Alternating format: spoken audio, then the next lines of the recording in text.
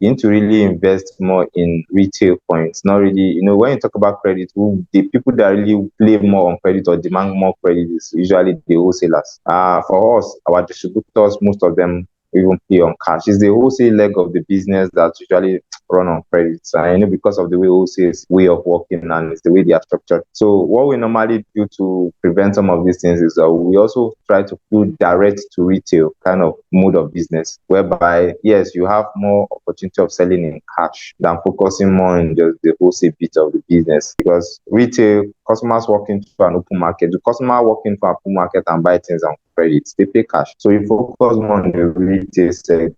And you see, for the retail, even if you do any form of credit, the amount there will be limited compared to when you are dealing with wholesale. So what we normally try to advise is that as we're focusing on wholesale leg of the business, we also try to entrench the retail leg of the business, especially in the neighborhood, because most times research has shown is that you have opportunity of selling more cash business in the neighborhood, and it is in the neighborhood channels that you can even do more of cash business, and you can even get some level of throughput from there. So basically, you should be careful actually when you are giving these things out. Don't be carried away with the fact that you're trying to accelerate your numbers and now start dumping stock. At the end of the day, if there's poor uptake, those stock will even get expired at their end, and that's even another problem. Is another big problem when goods get expired at the point of wholesale distribution because uptake was low. That's why we have demand planning, and that is one of the things that demand planners do to ensure that we don't be in the trap of producing too low or producing too more what the market actually needs per time. Now,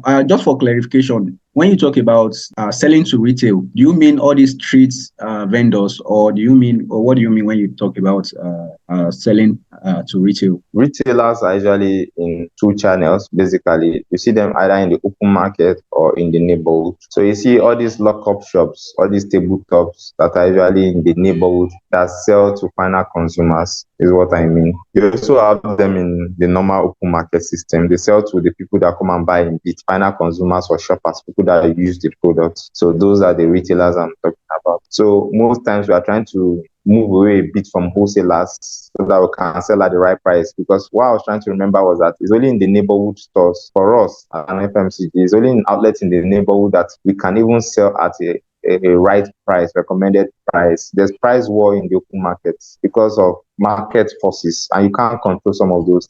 But when you are taking it to the retailers in the neighborhood, you have opportunity of selling more at a better profit margin, because you tell the mama or the person that the transport cost you even use in coming to the market to buy and go back. You understand? We're already solving that from you. So it's just like modern trade. Who goes to a ShopRite and start pricing bread or pricing tomato? That same guy that went to ShopRite to price, if he goes to open market, you see him pricing the same thing he bought in ShopRite. You'll be pricing it in the open market. And that's why it's very difficult to sell at the right price in the open market because of these factors and forces. But it goes to modern trade and it doesn't even argue, he buys it. So you have more price sanity in the retail space in the neighborhood. That's why you said winning from the retail, especially retail neighborhood, is the focus for people that want to play well in FMCG space because of these natural forces.